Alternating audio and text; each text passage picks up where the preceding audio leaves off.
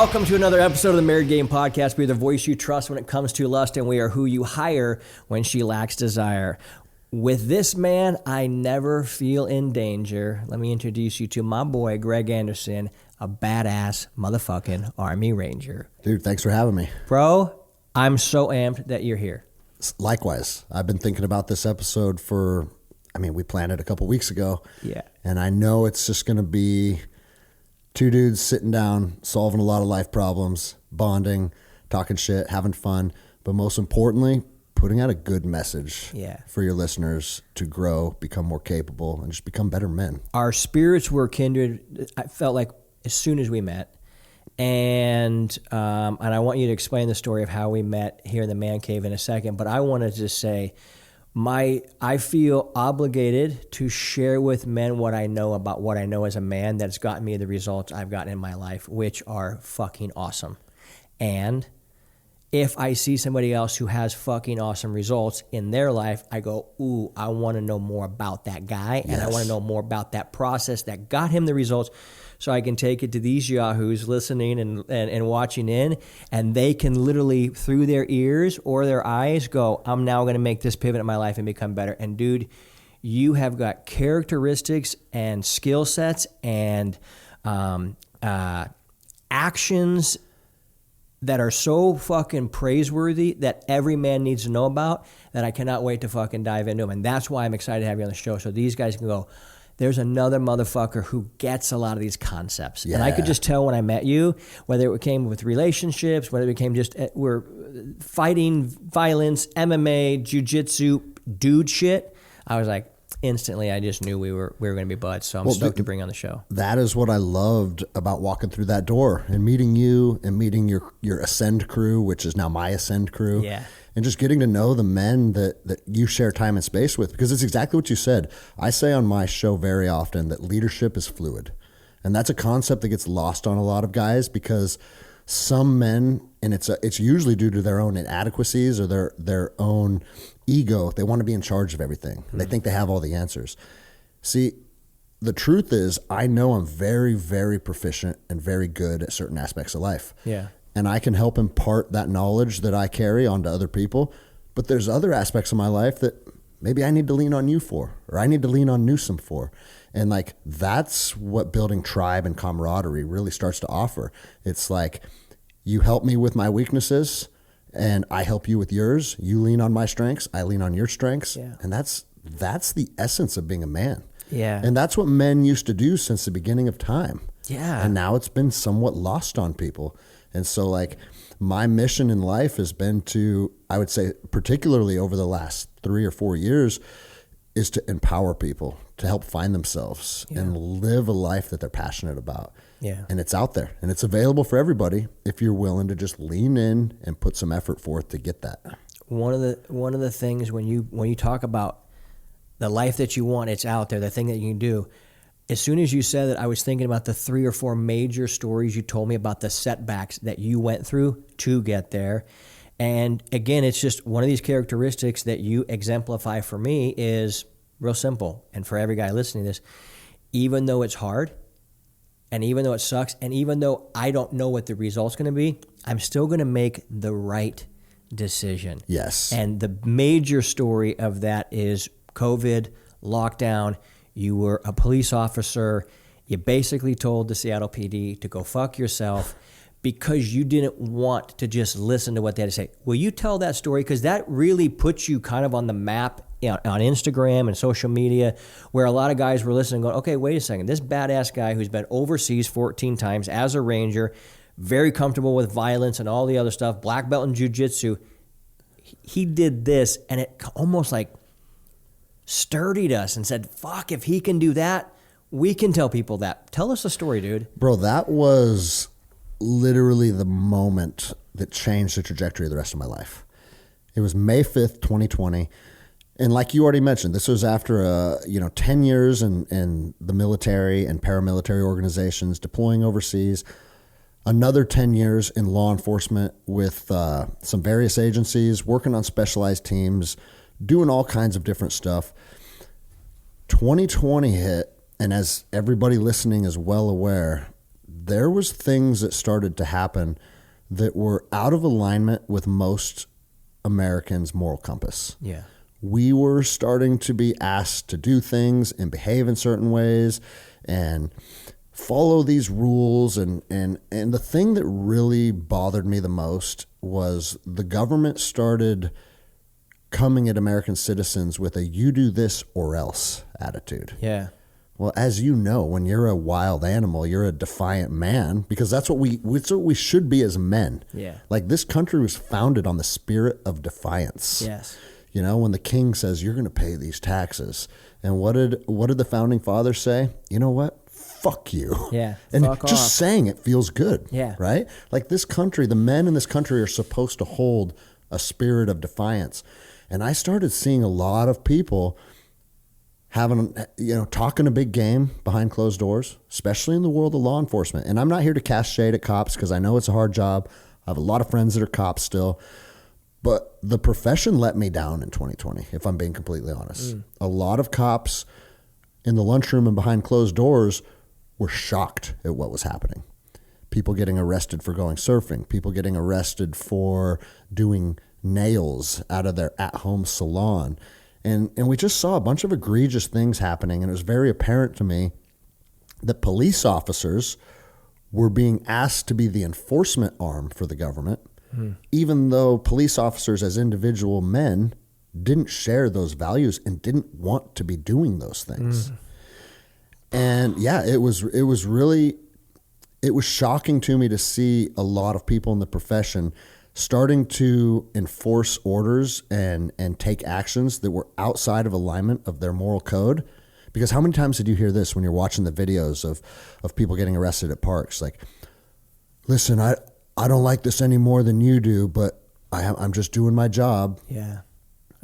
If you, throughout the duty of carrying out, or I should say, if your job throughout carrying the duty of your chosen profession is making you do something that you are morally out of alignment with, it's probably time to say, hold on a second. What am I doing? Who am I? Where do I really stand on these issues? And on May 5th of 2020, I watched a couple young ladies get arrested for doing some work out of their salon. And there was just a couple, right here, there is a Malibu, the surfer in Malibu that got arrested. And I said, hey, someone inside of the profession needs to push back and speak up. And I was on patrol. I was in Seattle. I was in my patrol car. And I literally just pulled over, pulled my phone out. And I said, guys, as police officers, I'm speaking to my peers that wear the uniform. What are we doing? What are you guys doing? If you know that what you're doing is immoral or unethical, then why are you doing it? Because I'm going to let you in on a little secret. We don't work for the governor. We don't work for the mayor. We work for the citizens of Washington State, or whatever jurisdiction that you're assigned to. Your oath is to uphold and defend the Constitution. It's not to enforce illegal mandates because Governor Newsom thinks that you should do that. And I gave a little bit of a background about, like, laws aren't just something that arbitrarily are decided by one man. They're something that needs to get legislated. Once they're legislated, they're put on the books. And now that is something that me, as the patrol officer, has the legal authority to enforce. But all that just went out the window, and people were just doing whatever they wanted. So I cautioned people that, hey, as a person that is literally the first line of defense for our citizens is our law enforcement officers, I said, we need to be the people that speak up. We need to be the people that are pushing back. And if your governor doesn't like it, too bad. And we need to draw those hard lines. And if it costs you your job, so be it. That's a direct quote. If it costs you your job, so be it. Because my paycheck doesn't supersede the citizens' constitutional rights. Yeah. It's very simple. Yeah. Somebody had to fucking stand up, and it was you, dude. And it was me, bro. It was fucking you, man. And in that moment, I shouldn't say in that moment. I uploaded it to Instagram. Was your sphincter as tight as a fucking No, whatever? bro, because Were I you knew. just like, whatever? No, I knew I was. Here's the deal, man, and we can get into my background, but I deployed to Ramadi, Iraq in 04, 05. I've been blown up, shot at more times than I can count. I've seen the ugliest side of humanity. And once you face that, Mayor Jenny Durkin of Seattle, she doesn't have the capacity to intimidate me. Do you know what I'm saying? Beautiful. Yeah. So it's like, if this bitch wants to threaten my job or do this or that, go ahead. For literally saying we should be police that actually police and not be these guys. And that's another direct quote of mine. I said, if you guys want to fire me for publicly standing up for the Constitution, then please do that. Because if a police officer in uniform can't stand up and say our job is to defend the citizens' constitutional rights, then I don't want to be part of this profession anymore anyways. Of course. And so there was never a moment when it was like, oh, fuck, what's going to happen? What are they going to do to me? Don't get me wrong.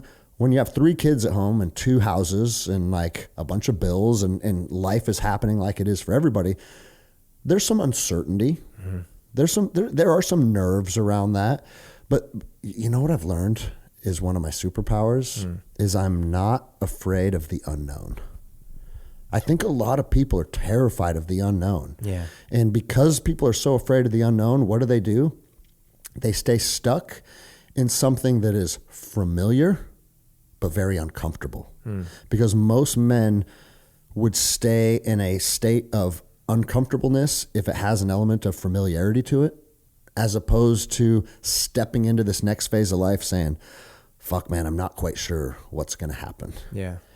But you can't outgrow, or I should say, you can't grow into the next version of yourself without taking that step, man. Yeah. Okay, is that because you've done it so much that you now have that faith muscle, or were you kind of just always like, you know what, fuck it, let's let it ride? Was it some of both? I would say it's a combination of both. I mean, I'm my father's son.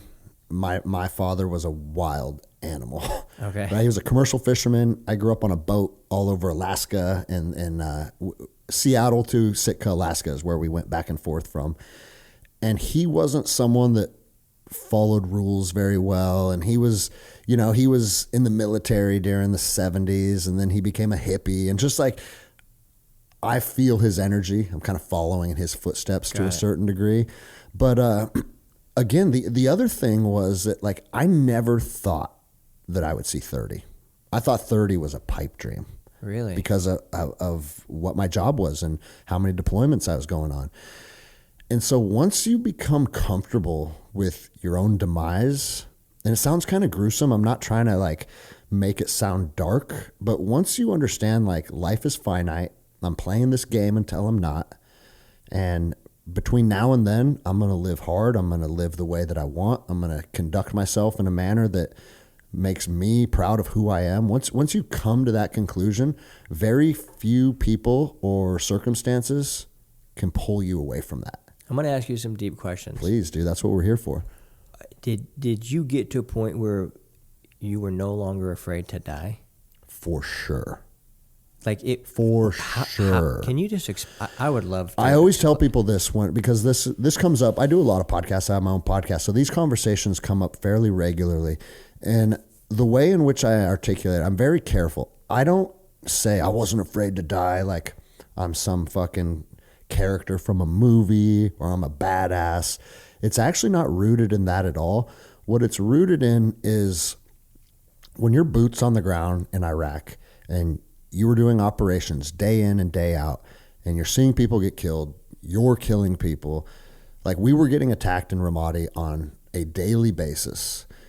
You cannot live in a state of fear, because if you're in a state, what is fear? Fear is paralyzing. Yeah. Fear diminishes your capacity to make decisions or choose the right thing, or sometimes fear will kind of force you to, instead of doing what's necessary, you're going to do what may be more self-preserving. What's that word? I can't say preservation.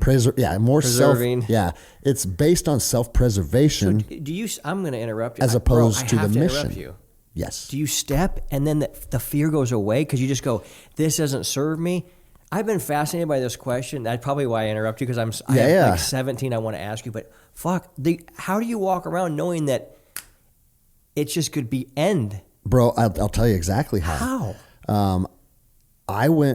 I was deployed for over 9 months in Afghanistan before I ever even took my weapon off of safe, right? I did tons and tons and tons of operations where you'd get intel that there's an HVT in this house. That's a high value target, like someone that you're trying to get, right? And you'd go kick the door in and you'd search the house and it's a dry hole. Nobody's there. It was bad intel. Or not only bad intel, but manipulated intel from the neighboring village. And they would use, they saw how the game was played, right? So they would manipulate the intel so you would go kick in their neighbor's door and tear their house apart, things like that, right? And countless convoys, countless patrols, setting in patrol bases, like really doing the Ranger mission. And what are the two main attacks that we are always under threat by is IEDs and then indirect fire, because those are just all day, every day when you're deployed. And so when you're on the roads, you realize like, man, it's not if, it's when. I'm definitely going to get blown up at some point.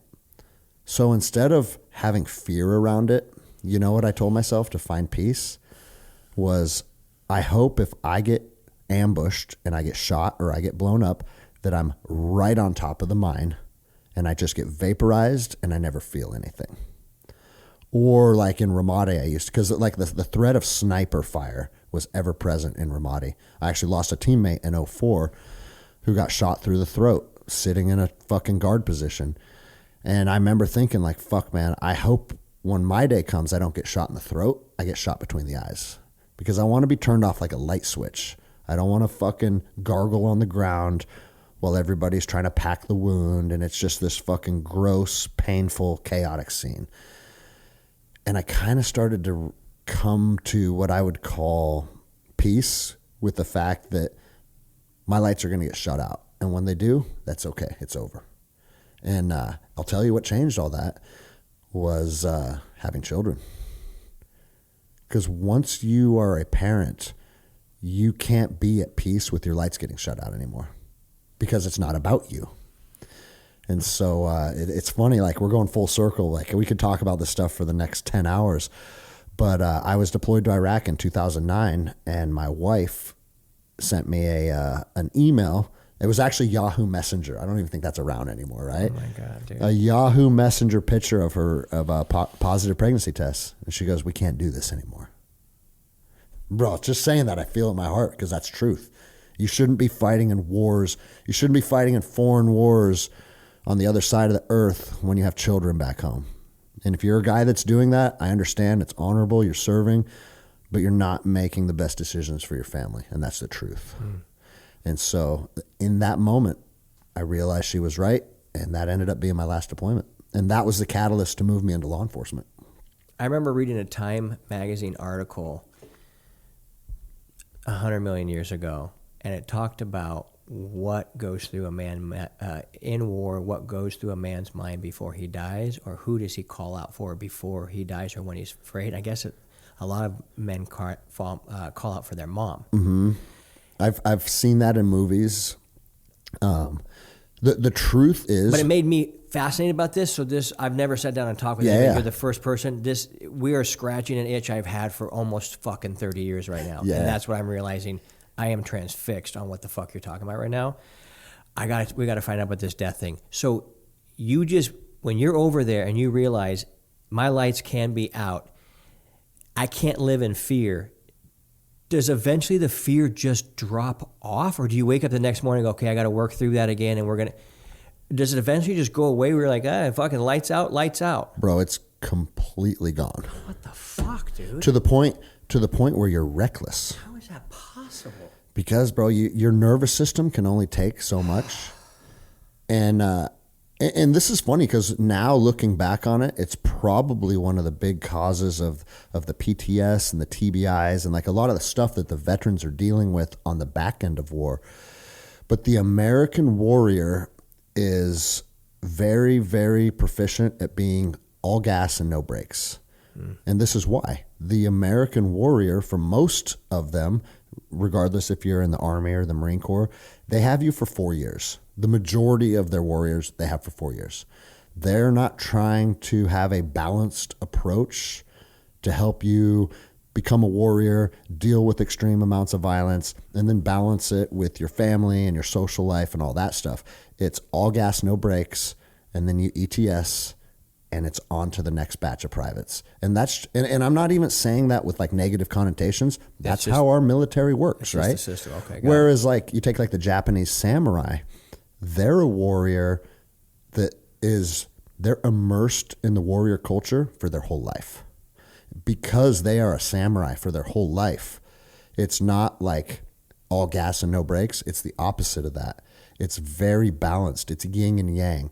I don't know if you're familiar with Morimoto Musashi, the Book of Five Rings, right? Yeah. We may have talked about this. I think you only have to watch one episode of Joe Rogan and he okay, so there you go, right? Yeah, dude, but I love it. One thing that he talks about is like being a balanced warrior. You have to have the equal capacity to love as you have to be able to hate. You have to be balanced. So when you're not involved in warfare and you're not involved in combat, what are things that you're doing to balance you as a man? You should be writing poetry. You should be making music. You should be growing plants and tending your garden. And if I had recommended any of that stuff to my Ranger platoon in between deployments, they would have been like, you're a fucking faggot. Shut up. What we're actually going to do tonight is go binge drink on Jaeger bombs, beat up as many college students from the University of Washington as we can find, and then try and fuck their girls, right? Yeah. So what you realize is we're actually taking the chaos of war back home with us, and we just live and thrive in that chaos until it's time to deploy again. And you want to know what even makes that chaos a little darker? Is I used to say, my next deployment's the one that's going to get me. So until then, we're going hard. It was fucking blow all of your money, because we'd deploy and you'd be gone for 3 to 6 months. And so you'd be making a bunch of extra money that you couldn't spend. And you'd come home and guys are buying new trucks and motorcycles and just being fucking idiots, right? Because never did I think like, you know what I should do is I should probably put a down payment on 2 duplexes. And what we think about now in our 40s, exactly. Right?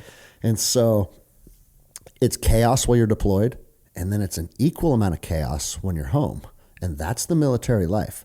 And you may not know this, and I don't know, people may think that this is a bad thing to kind of shine a spotlight on, but the military lifestyle is as dysfunctional as anything I've ever been a part of. It's pure alcoholism. You're drinking until you're blacked out all the time. Then you wake up and you work out as hard as you can, and you train, you shoot guns. But as soon as you clock out for the day, it's usually partying, womanizing. It's more amounts of like DV, dysfunctional relationships. It's just the military has a darkness around it that a lot of people don't want to recognize. And I was in the special operations community. So I don't know if it's actually better or worse in those communities, but it's pretty fucked up at times. Well, I got to imagine if you're going over into a war zone where you literally go, lights could be shot at any time, hopefully I'm vaporized as opposed to gurgling on the ground, and you learn to live in that level, like you create a peace in that situation, and then you come back where you know there's zero threat whatsoever, you're out looking for it. 100%. Like. And you might, and it's funny because now I can look back 20 years later with a lot of experience and wisdom that I've gained and see that for what it is. But when you're 22 years old and you're literally on an operation, and then the next day you wake up, you fly home, 14 hours later, you're in a bar in Seattle with fucking girls and college kids. And it's like, you came, and I got to also preface it with this. I was deploying in 02, 03, 04, through 09, right? My deployments were 01 through 09. So 10 years of deploying. Through that process, you don't even really realize when you come home, you should probably decompress a little bit. You should probably try and take care of your mental health a little bit. And maybe the military is doing that more these days. Or, I mean, we're not at war anymore, but towards the end of the GWOT, the Global War on Terror, maybe they were doing that to a better capacity. But I was in the early days. I was in when 9/11 happened. I was deployed to be part of the invasion of Afghanistan in October of 2001. And so, like, I was there before the military even knew really what the fuck it meant to be a wartime military. And so I can't even really place blame because private through general, we were kind of learning this together. Interesting. And also a caveat on that, because I don't want people saying, he didn't fucking invade Afghanistan. That was a lie. 3rd Ranger Battalion invaded. We were supposed to augment 3rd Ranger Battalion. So they took one company of 2nd Battalion. It was Alpha Company, which was my company.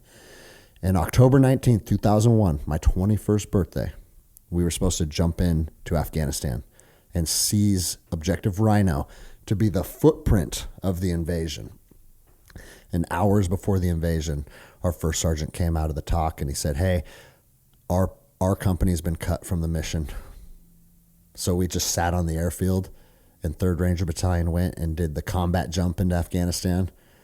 That's like the mission you pray for. Wow. And we didn't get to be a part of it. So that makes me sad. But. So is that how guys look at it when they're in the military? They're excited. They want to go the thing for real, what they've been Think training about for. It. Especially if you're a Ranger or you're a SEAL or you're a Delta Force operator. Like, you didn't end up in that unit by accident. You ended up in that unit because you want to fucking get it on. Yeah. So I can't tell you. So the fear of death is not weighing heavy on these guys, men's men. dude, guys want to. Like, dude, when we found out we weren't getting to go on the fucking jump into Afghanistan, everybody was devastated. Yeah. Like, dudes, it's like this. Think if you were a professional athlete. Think if you were a professional fighter for the UFC and you're training day in and day out, day in and day out, and they book a fight for you. All right, you got to fight December 10th, right? And then that fight's getting a little closer, and then your manager calls you and say, hey, it got canceled. We got another fight looking January 10th now, another month. Ah, fuck, that's not going to happen.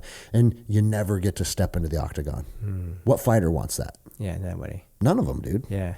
Well, how does the military train you guys to think about death in going into these war zones? They have to have a protocol to help.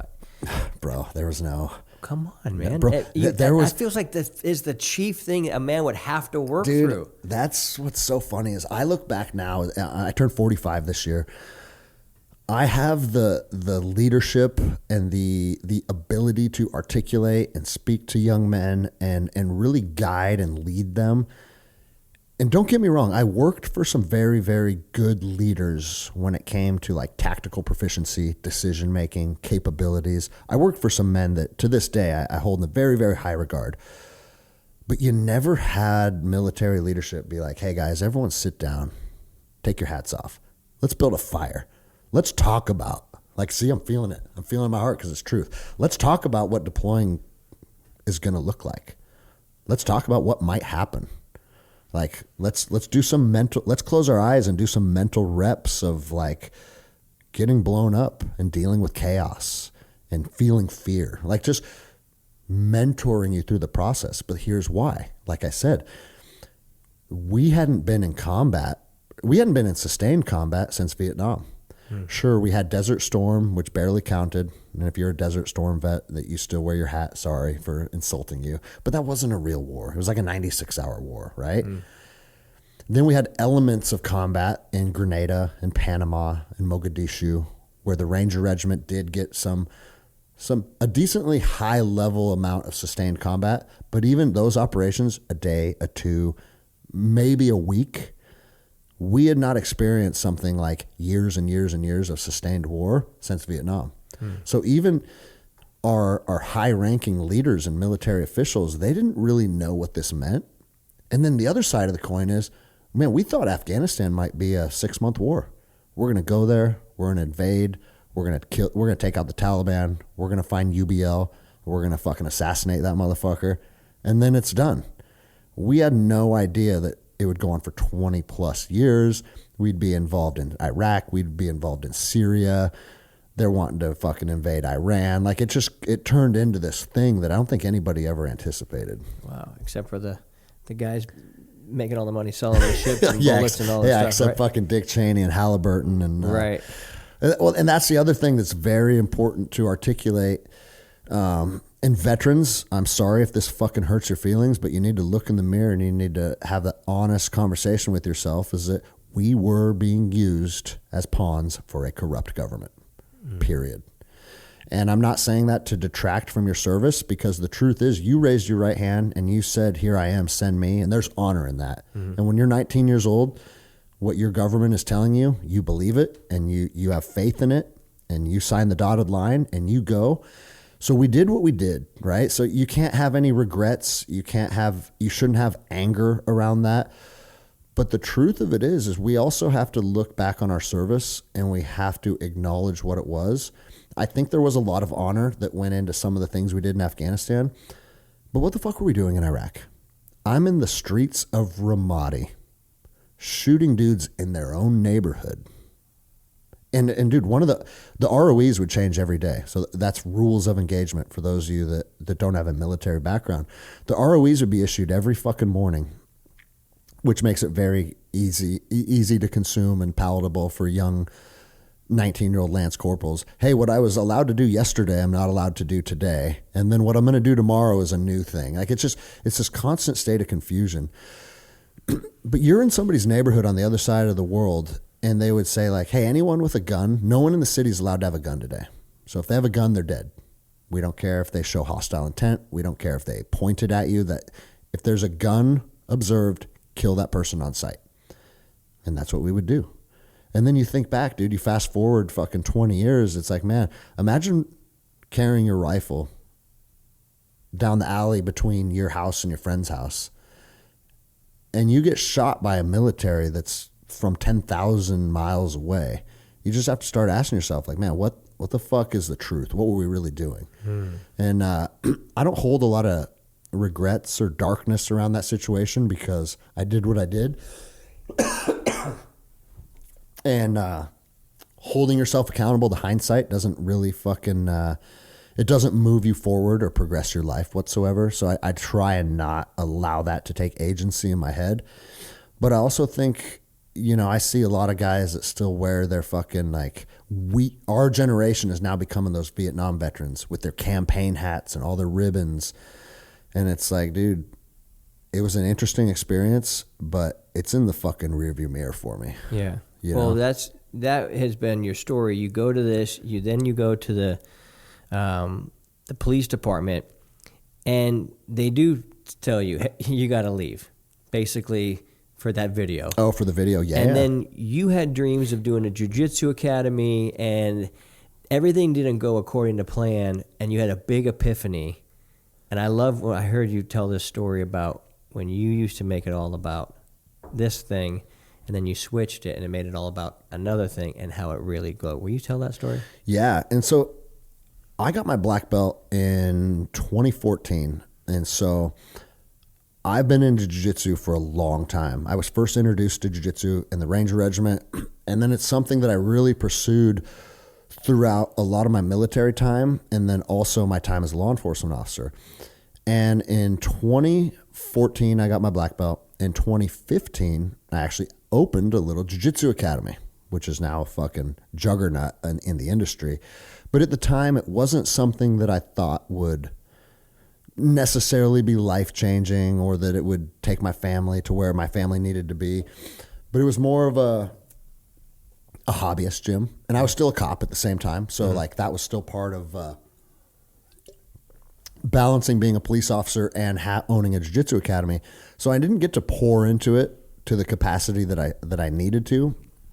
But selfishly, when I opened a jiu-jitsu academy, what did I want to make it? I wanted to make it a place where the toughest, baddest motherfuckers on earth could show up and fight to the death. Iron sharpens iron. And I want only savages on my mat. If you don't want to be a competitor, fuck you. The whole vibe that I opened with was a relatively backwards way of thinking, because the truth of a jiu-jitsu academy is about empowering people, empowering women, empowering children, but also empowering men that have never learned how to be hard.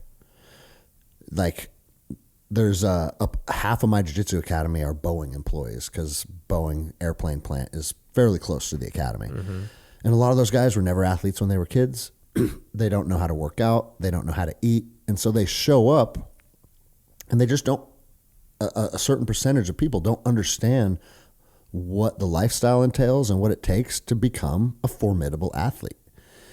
And I remember I just had an epiphany one day where it's like, man, I've always wanted to appeal to the toughest members of society. But you know who needs to be built up the most? Is the most vulnerable members of society. It's the women, it's the children, and it's the weakest men. Because, dude, if I take a collegiate wrestler who's been on the mat since he was 4, and then it's like, hey, bro, let me teach you how to armbar and choke people, right? Cool. And don't get me wrong, I have those guys. I love those guys as my training partners. But instead of pouring into the most capable people, once you pour into the people that need it the most, that's where the magic happened for me. And I realized, oh, fuck, man, this whole jiu-jitsu journey, it's not about making me a badass. It's not about taking men that are already inherently tough and making them tougher. It's about showing people who they can be. If they commit to something, they put in hard work, they show discipline, they adapt their lifestyle into becoming something that they've never been. And bro, I see it every day now, and it's literally the most special thing I've ever experienced. As a 18-month white belt, I'm, you know, I feel like you're my jiu-jitsu uncle. You know what I mean? Because like Adam's my dad, but when you and Adam hung out, I could just tell you guys, you guys are similar ilk. I'm like, oh, this is like my jiu-jitsu uncle now. And anybody doing jiu-jitsu knows that feeling. Bro, jiu-jitsu is, and I did MMA and I took some cage fights and I got, you know, I did years of kickboxing and boxing and all the stuff that it entails that is necessary to be a well-rounded fighter. And I liked all that. I'm glad that I did it. It's a skill set that I will never, ever regret obtaining. But in the foundation of being a martial artist, there's something about jiu-jitsu that speaks to my soul. And what you'll find is whatever that thing is, and it's almost hard to articulate because I honestly think it might be an energy more than a specific technique or training methodology. I think it's an energy. And it becomes undeniable. And I fell in love with it. And so, you know, after years of MMA and doing all that, I said, I'm all in on jiu-jitsu now. I was also mid-30s by this point. I was sick of getting kicked in the head all the time. Like, I'm not trying to be Chuck Liddell. Yeah. I got a mortgage and 3 kids at home, and I'm a cop. So let's lean on what serves me, what still builds capability, but is also more realistic for my lifestyle. And that's what we're finding jiu-jitsu is. Because just like I said, the guys at Boeing building planes or whatever the case may be, very few people are in a place in their life where they want to risk serious injury on a nightly basis so they can develop as a fighter. Yeah. And so like, yeah, getting punched and kicked and elbowed for years at a time, it's not feasible for most people. Yeah. But the beauty in jiu-jitsu is that is feasible for most people's lives. And I'm here to tell you from years of experience, it's just as effective. You can grab a hold of someone and strangle them unconscious with relatively no harm to them too, which is the beauty of it. Yeah. And it works. The first time I choked someone unconscious was shortly after I got my blue belt. And it happened so fast in a real world application, like 4 seconds, he was asleep on the ground. I was shocked. Yeah. I said, oh, fuck, this shit works. This shit works. I started it a year and a half ago. I'm 46, so I started when I was 45. And it was the first tangible thing I knew that I could recommend to anybody and everybody. And I said, this is the situation. Take your money, go put it in coach's hands. Yeah. You go do 1 hour of training with him, whatever the fuck he says to do. Hopefully it's not shrimping up and down the mat, but like, let's get into some fucking moves, you know? And at the end of that hour, if you don't feel a little more confident, then I'll pay you triple your money for whatever you think you wasted. Because it's impossible. I'm here at 18 months, so what do I know really? But bro, you know a lot. Compared to people who don't know shit, I'm Chuck Liddell. Yeah, that's what I'm saying. You know a lot. But in reality, more importantly than your skill sets that you understand, because developing skill sets in jiu-jitsu is a long, arduous process. For you to have the tight guard passes and the really proficient sweeps and all that stuff, that's why it takes 10 years to get a black belt. But what doesn't take 10 years to develop is the feeling of truth that you receive on the mats instantly. Yeah. And this is my opinion. I think the reason jiu-jitsu is taking the country or the world by storm is because it's the first place where men can show up and just be exposed to truth. Where else in your life can you get a group of men together and it's not fucking, oh, well, I'm a badass, I'm good at this. Everything becomes a dick measuring contest and everybody's posturing. There's a lot of ego. All that stuff gets resolved on the mats almost immediately. Yeah. And here's the beauty in it. Because when people hear that, they think like, oh, well, you know, if this guy's better than me, he's going to beat up on me, or whatever the case may be. The truth is, just like when we all went to the mat room with the Ascend Brotherhood, we got down, we all fucking tried to strangle and rip each other's arms off. And at the end of that session, we all had an understanding of like, all right, well, I beat that guy. This guy beats me. This guy's really tough. He doesn't know much, but he's just a really formidable human, right? Or like Big Mike Rowland. Like he didn't know anything. Yeah. And I'm a fucking 20-year black belt. Yeah. And when he put his hands on me, it's like, okay, you're a problem. Yeah. You're a problem. Yeah. And then there's everything in between, right? Yeah. And I'm not ranking people like, oh, this Do we need to put on a record that I fucking tapped out Newsom? Go ahead. Yeah. Fuck yeah, put it on record. I did, boy. But I did, boy. What inevitably happens is, man, we all know each other now. And I know your weaknesses and your strengths and you know mine. And like now we can all just go, oh, fuck yeah. We're not worried about all the bullshit. Yeah. Where in life can you detach from all the bullshit and just sit in truth? Yeah. Very, very few places. Yeah. The other thing that is very powerful about jiu-jitsu is in the world we live in today, we're tethered to our phones. We have workplace drama. We have issues with our employer. We have drama in our marriages. We're struggling as a parent.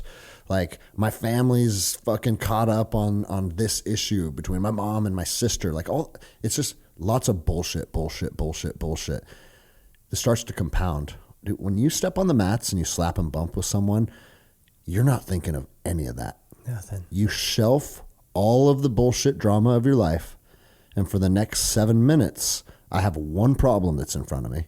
I have to think about it. I have to apply the right techniques. I have to outwork that person physically. So like your mind, body, and spirit are all engaged in this singular event that is all encompassing of who you are, and you get to immerse yourself in the moment. Bro, don't you think human beings lived in the moment since the beginning of time? Always. Hey, me and my brothers are going to go out and we're going to track down an elk and we're going to bring it back to our women and our children. Yeah. Or we're going to wage war on this rival horde that lives in a neighboring valley because resources are scarce. Whatever the case may be, men lived in the moment. Yeah. We don't get to do that very much anymore. That's so true. And when you step into an activity that allows you to be present, bro, it's addicting as fuck because it's natural powerful for us. It's in our DNA. And when we get to do that, I tell people all the time, give yourself 90 days of jiu-jitsu. Because on day one... do private lessons, dude. Do some private lessons. I don't know, right? man. That's what I did. I was like, this is so epic. Well, but you're the coach, but that's what I did. No, I and need here's the some thing. Jiu-jitsu is just like any other aspect of life. There's no right or wrong path. Yeah, right? yeah. You enjoy doing privates with your professor. Yeah. You also do classes where you get to roll with different people, Yeah. right? There's no right or wrong approach. I do think immersing yourself with the team is necessary to learn different body styles, different levels of athleticism, whatever the case may be, right? But what I'm saying is commit to 90 days of learning how this game is played, and you will be hooked. Because on day one, when you get strangled by a 24-year-old female that's half your size, you'll be like, wait a minute, dude, what the fuck is going on? Some men run from that and never want to experience again. And then others lean into that, and they're like, not only do I never want to experience that again, I can't allow that to ever happen. That's what again. happened to me. 100%, dude. Yeah. You know, because we all have, I mean, Joe Rogan's, I think it was a Joe Rogan quote where he said, like, the average untrained man overestimates his fighting abilities by 4,000%. You know, everybody thinks like, oh, you know what? Well, if someone tried to mug my wife or someone broke into my house, I would do this or I would do that. You won't do anything that you haven't done before in training. Yeah. That's the truth. Yeah. And so like, that was the biggest thing, is the confidence it gave me just to understand, because you roll with so many people. I've taken so many of the married game guys rolling. I've taken, Descendants done that a number of times, and you just roll with so many different people. And if they go, I've never trained once, there's only been one dude that's never trained once that I had any problem with whatsoever. It's Jesse Barlow. We call him we say he's the only guy that started jiu-jitsu as a purple belt. He is like, I don't know how he knows this what's stuff. his background though? Did he play rugby? He's long, lengthy, praying mantis, grew up fighting his entire life. There you go, wrestling with his bro. brother. Yeah. Yeah. But he goes, I've never done jiu-jitsu. I'm like, all right, I'm gonna make him. I'm gonna have some fun with him. No, you're not. Well, no, you're not. Good sir. There's a ton of different activities that can make you a formidable man. Yeah. Say when you say formidable man, say why that's respectful, because you were telling me that before offline about how having people respect you, because that thing that you're talking about, the formidability. What do you mean by that? Well, so when I consider someone formidable, I think of someone that has the capacity for violence. And Jordan Peterson says it best. I'll butcher the quote, but it's basically like having the capacity for violence, but choosing not to use it is what allows you to show your character and who you are. Mm-hmm. If you're someone that doesn't have the capacity for violence, then you're just going to get bullied by whoever. You're not going to have any say. You're not going to be able to dictate the outcome of any scenario. And what I have found throughout my life, and even in professional settings, and it's weird, like as a police officer, as a deputy, because I worked for a couple different agencies, I would have a supervisor that just kind of talks down to people, just kind of has like big ego, that toxic energy to where you think like, hey, get in my office. I heard about, like, talking to people like they're your fucking child that you're trying to reprimand, right? And there's people that act like that. It's so annoying. When they know you can kill them with your bare fucking hands, guess how they don't treat you? And I've seen plenty of people throughout my life that carry that energy with other officers or other deputies. And then when I'm in their office, oh, hey, Greg, how you doing today? Like, what can I help you with? And it's not because I'm going to beat my supervisor up in his office. I think we all understand that's probably not going to happen. But the key word there is probably. Yeah. Because when a man understands that in our foundation, in our core of who we are, when you strip away your titles and you strip away your allocates, and it's like, if us two just go out in the backyard, two people go out, one person comes in, and we know how that plays out. Yeah. The lizard brain says, okay, I guess I got to respect that guy. Yeah. It's just like, dude, if Cain Velasquez walked into the man cave, Yeah. I have to show Cain respect, because if I don't, he has a capacity to do whatever the fuck he wants to me, right? Like you're saying you understand it at a core primal level. Yes, exactly. Yeah, it's true. And it feels good. And I tell all my young athletes, I'm like, remember, like, as you build yourself into a formidable person that is capable, this isn't just in case you get jumped in a parking lot one night. It's going to be how you deal with your wife, how you deal with your other relationships, how you deal with your employer, how you interact with people in just random settings. Yeah. Like, dude, I've been, like, during the COVID era, the mask Nazis, I don't know, I'm sure you had them around here, Dude, right? Of course. Where, like, I'm not wearing a fucking mask. I'm going to the grocery store and I'm buying some fucking steaks. I heard from every single person I know, like, well, I'm going to go to the store. Like, this guy came up and yelled at me for not having a mask on. This person said this person said that. No one would ever say shit to me. And I was just like, I kind of want it. Yeah. That wild animal inside of me just kind of want, like, come confront me, motherfucker. Got it. I had a guy, one of my jiu-jitsu students, his name's Evan, 16 years old. And he was walking down the soup aisle backwards. So I don't know if you guys had this down here. In Washington State, in Seattle, the aisles had little arrows. And you're only supposed to walk down the aisles in the grocery store one direction. And if you walk past what you wanted, you do a loop. You don't turn around and walk back, because grocery store aisles are one direction. Wow. And one of my jiu-jitsu students, who's a son of a bitch too, he's 16, he would have beat this dude to death, was walking the wrong way down the soup aisle, and this big fat motherfucker just started berating him. And it's like, dude, why can't that stuff happen to me? I wish that it would, right? And Jenny's like, dude, that's never going to happen to you because of how you carry yourself. Men pick up on all these little cues. And what do bullies like that do? They're looking for the weakest link. Yeah. Right? So they looked at Evan and saw he was 16, not knowing that he's a motherfucker. Yeah. And decided to berate him. Right?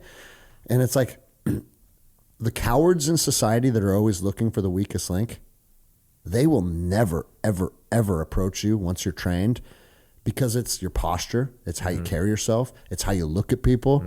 If you've been doing it a while, you might have the ears going on, right? Yeah. And that sets you apart. And it's the same thing with our females because what do predators look for in females?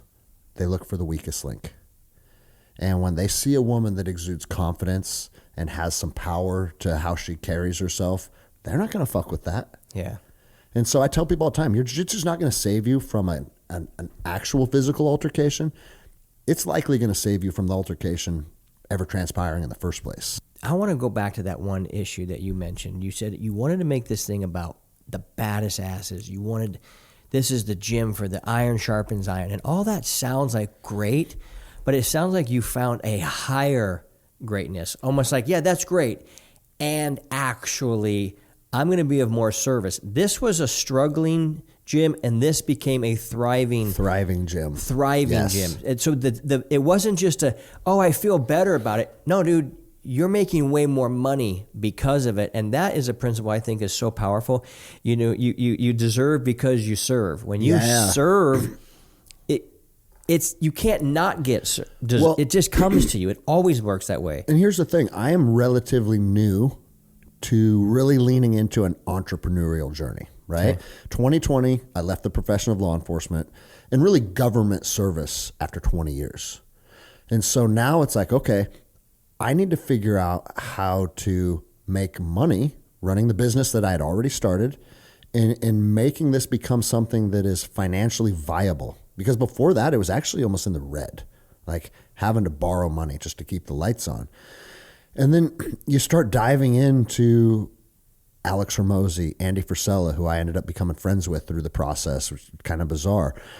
Guys like you, guys like Newsom, like every single person that has an understanding on how to obtain wealth, they all say the same thing. Whatever your product is, whatever your service is, don't make it about the product, don't make it about the service. Link that product or service into enriching people's lives. And if that's the foundation of what you're doing, like, sure, we want to make money. Sure, if you want to have a nice fucking car based on how much money you're going to make over the next year, cool, go buy your car. Like, it's not any of that like, oh, money's bad or money's the root of all evil. You shouldn't be pursuing money. It's none of that. It's take the energy and the focus of who you are and what you're trying to do and aim that energy towards enriching others. Once you do that, the money starts to come as a byproduct. And bro, it's undeniable. It's undeniable. Yeah. And you want to know the coolest thing that I've noticed? I don't know. Because bro, one day when you come up to Electric Jiu-Jitsu and you see what we're all about, you're going to see, dude, we do have a room full of killers still. I got the collegiate wrestler that'll fucking maul any single person within 100 miles. I got the fucking You guys placed pretty well recently in a bro, tournament. we were the number 2 academy in the state. As a single academy too. Like, yeah, it's important to make that distinction because a lot of teams like Gracie Baja, right? There's 10 Gracie Bajas in Western Washington. And I'm not saying anything negative about that. They've built a franchise and a model that works. That's actually awesome. But me and my team, we are a single gym entity and we went down to the competition and we fucking slayed, dude. And here's why. Once you start pouring into the people, here we go, feeling it again, bro, feeling it because it's truth. You pour into the most vulnerable. You pour into the people that need it the most. Dude, you know who rallies around that the hardest? Are the toughest dudes in the gym. Yeah. Because they start to take ownership. And it's like, hey, I'm a savage motherfucker. And that group of ladies in their 40s over there, those are our moms. And you fuck with those moms, you fuck with me. Like it becomes a tribe. Yeah, you're good at building that. Dude, it's awesome, man, because now I've realized like I used to want to build the toughest dudes you know what I built for the toughest dudes is a sense of ownership. And now we have these, bro, we got pro fighters, we got collegiate athletes, we got black belts that'll fucking strangle almost any human you've ever met. And they love the fact that there's women and children here now. Like we get to step into the protector role. We get to be the men, dude. And people are feeling that. And that's why it's special. You created a container. Yes, dude. That you said this is going to, and I think you and I hit it off the bat because we're both container creators. Bro, building culture is one of my gifts. It's one of your gifts. Yeah. And for the right guy, which is what you were when Mike was telling me about you, I'm like, nah, have him come down. Yeah. And as soon as you walked in the door, this container, the Ascend Brotherhood, is about honesty, being real. Like, it's all of that shit. And you're like, within probably 4 minutes, like, oh my God, these guys are like all like me, except they all have just taken the business avenue as opposed to the government and law. Yeah, 100%. But it was instant. We all felt it too. Yeah. So, bro, I don't know if I told you this. Newsom was sitting right here. I'll never forget it. We go around the room. Everybody just introduces themselves, who they are, what they're about. And I'm standing up there and I said, hey, the truth is I don't quite know why I'm here. I'm actually kind of here by accident, you know. I said I got invited by Novak, but I thought we were going to Bellevue for dinner. I didn't know we were flying to California for the weekend. Yeah. I said, so I don't really know why I'm here, but what I do know is there's a reason. There's people in this room that I'm supposed to know, I'm supposed to connect to, that I can either derive value from or that I can impart value on. And Newsom goes like this. He's like, and he points at himself, and then he goes like this. Hey, me and you, brother. And bro, my income is increased by $10,000 a month through leaning into Newsom's knowledge. Like, I don't know if he's talked to you about my fucking wife, but she's like one of his star pupils now. I love it. That doesn't shock me. And she's fucking slaying, dude. That's what happens when you walk in a room of guys who all have abundance and abundant mentalities. Yeah. They know the more abundant they are in giving, it creates more of a capacity for receiving. Yep. And it's just a big flow. And so that makes a lot of sense. But I bet you, Jeremy has benefit even more than an extra $10,000 for himself. Oh, 100%. It goes both ways. Yeah. It's awesome, man. And he offered his free curriculum to me and my wife, which we jumped at the chance, and we burned through his full free curriculum. And it's cool because you can tell Jeremy offers that to everybody. And then some people lean in on it, and then some people are like, oh, yeah, right? Mm-hmm. But the people that lean in on it, he called me one day. He goes, all right, you and your wife should sign up for the actual coaching program that we offer. It's $11,000. It's expensive, but I want people to have buy-in, and I want people that are taking it serious, and that's why it's a premium price, but it's a premium service. Yeah. Well, 14 people signed up in that class. Bro, 100% of the people that signed up in that class made more money than the cost of admission.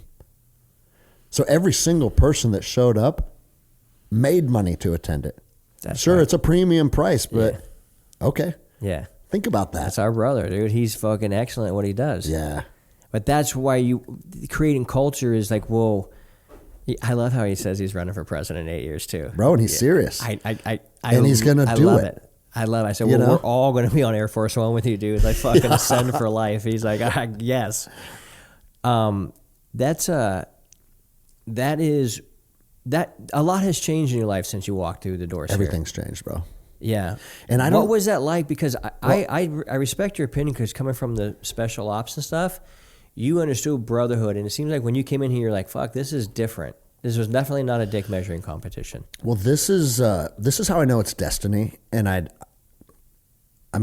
my spiritual beliefs, I don't believe that everything is predetermined and we don't have any say in it. But I do believe that the world or the universe or God, however you want to articulate it, will open doors for you. But you have to have the courage to walk through them. And if you step through the doors and the opportunities that open up before you and really lean into certain aspects that you just feel pulled to lean into, that's kind of where we start to reach our potential as humans. I don't know if we've even talked about this, but the night before I came to Ascend, I had what's called a heart ceremony. Are you familiar with what heart ceremony is? I don't, no. So heart ceremony is you take a not a microdose, but not a lot of sassafras, like whole sassafras root, which is literally the chemical component of MDMA. Okay. And I went and did the ceremony started at 10 a.m. and it didn't stop until 2 a.m. Okay. And I'm working with a lady who is an oracle, and she's a spiritual teacher. And bro, and they fucking rip your soul out of you and talk to you about your traumas and things that have stifled your growth and ways that you can open your heart up. Bro, I didn't have the capacity to like feel emotions for years. And she was able to make me feel something. And there's a reason they call it heart ceremony, because it's built around opening up your heart chakra. For any of you guys out there that think, oh, this is hippie woo-woo shit, trust me, I was you a year ago. Yeah. Go to a fucking heart ceremony and tell me that it doesn't expand your capacity to love and feel. And it's never went away. Wow. So I go to this heart ceremony, and it lasts from 10 a.m. to 2 a.m. And she goes, this is by far the longest ceremony I've ever administered. She's like, we went in deep with you. She goes, but the reason we were able to is because you were open to it. She goes, most men aren't open to just receiving, right? We go to sleep at 2 a.m. I wake up at 8 a.m. And she goes, Greg, I want you to go home. I want you to literally just lay low all weekend and don't get caught up in the rat race of life and doing this and doing that and all of these like different engagements that you're supposed to partake in. Just kind of disappear, fall off the radar for a couple days, because your heart is blasted wide open and you're going to have a lot of thinking and reflecting to do. I said, I get on a plane to Laguna in an hour and a half. There is no taking it easy. And I walked through that door the next morning.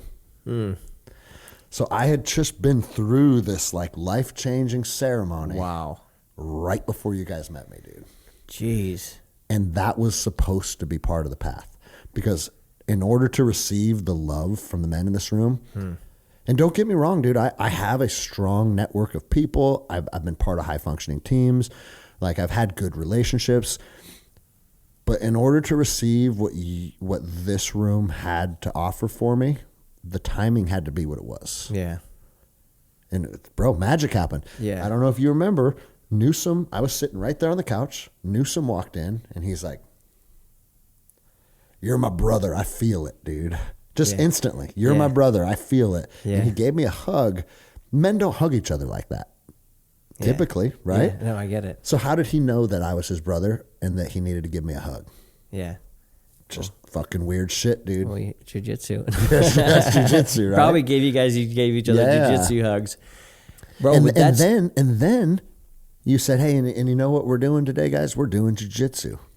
Because you guys, the Ascend Brotherhood doesn't do jiu-jitsu all the time. Mm-mm. Sometimes you do, sometimes you don't. Pretty rare, actually. Yeah, that's from what I understand. It's pretty rare, right? Yeah. So for the time that I decided to show up, we got to go spend some time literally in my wheelhouse. Yeah.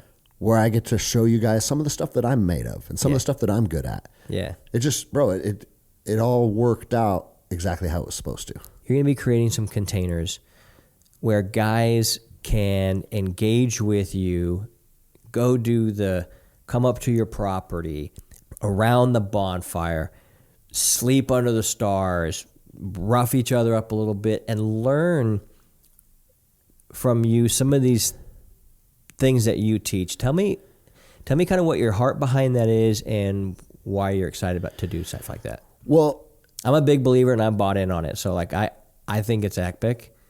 Anything you do is epic. I've learned over the last several years that one of my gifts is building culture and building capability and empowering other people.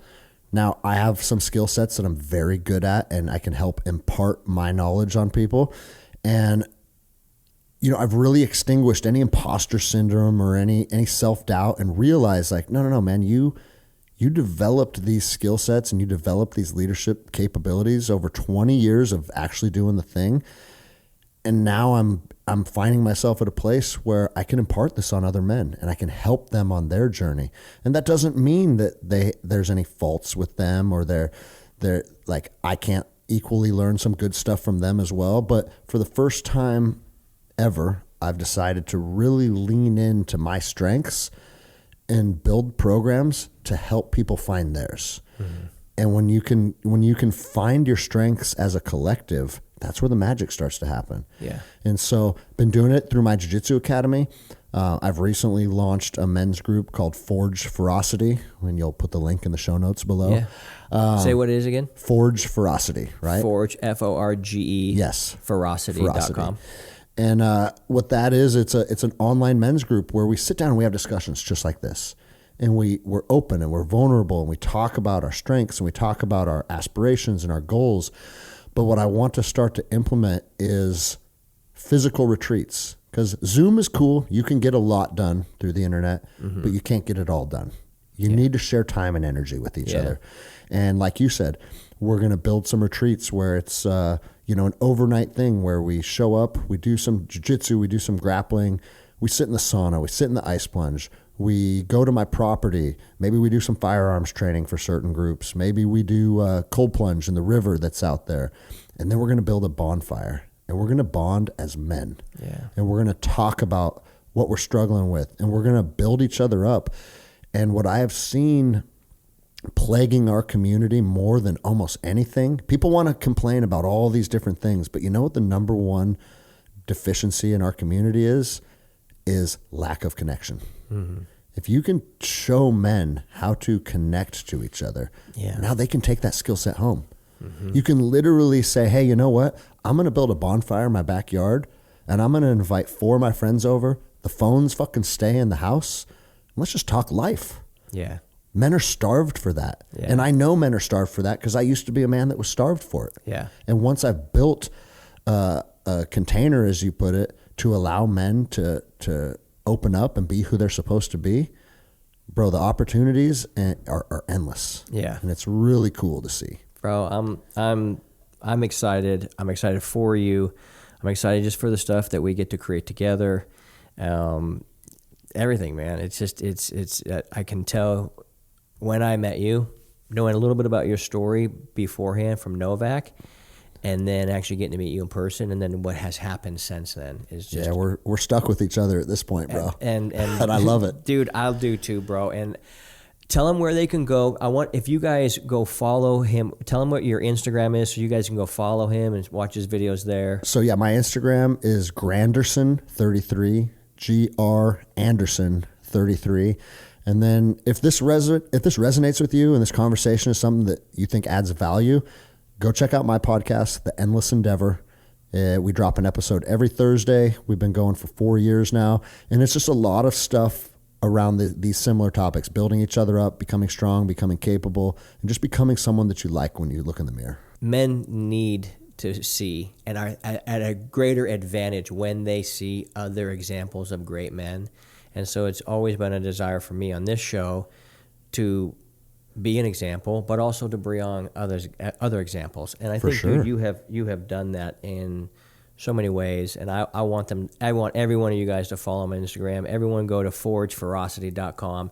If he's offering a retreat or if he's offering just anything and you're like, I'm a man that wants to be around more fucking like manly men, and you really like cauliflower ears and you want to stare at a fucking couple of beauties over here, our boy Greg he's definitely got those. So any closing comments that you want to say, if you could leave these guys with anything, what would you say? Just first of all, a lot of gratitude to express to you for having me on, becoming my friend, and becoming my mentor too. You've helped me out with a lot of things beyond just being homies, like guidance and ideas, and that's not lost on me. The thing I'll say to your audience is just know, like, stepping into who you want to become and who you're aspiring to be, it's going to be long, it's going to be painful, it's going to be arduous, but that's because nothing in life worth having comes easy.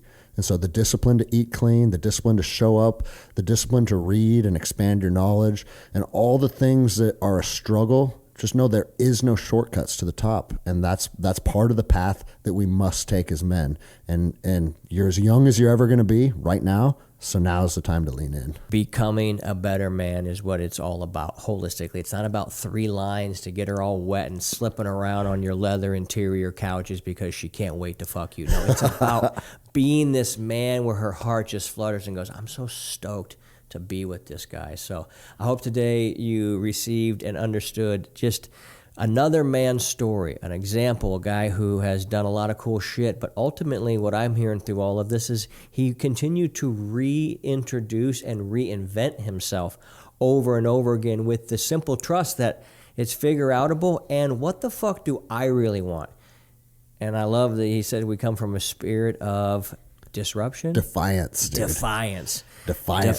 And as one of the signers of the Declarations, one of the signers, the only one who put where he was from and the last to die of this Declaration of Independence, I can tell you I'm glad that these motherfuckers were defiant because their blood runs through me. I was going to say, you got defiance literally in your DNA. And we have the spirit of go fuck yourself dripping off the walls of the man cave. So with that being said, keep crushing it. That shit is contagious.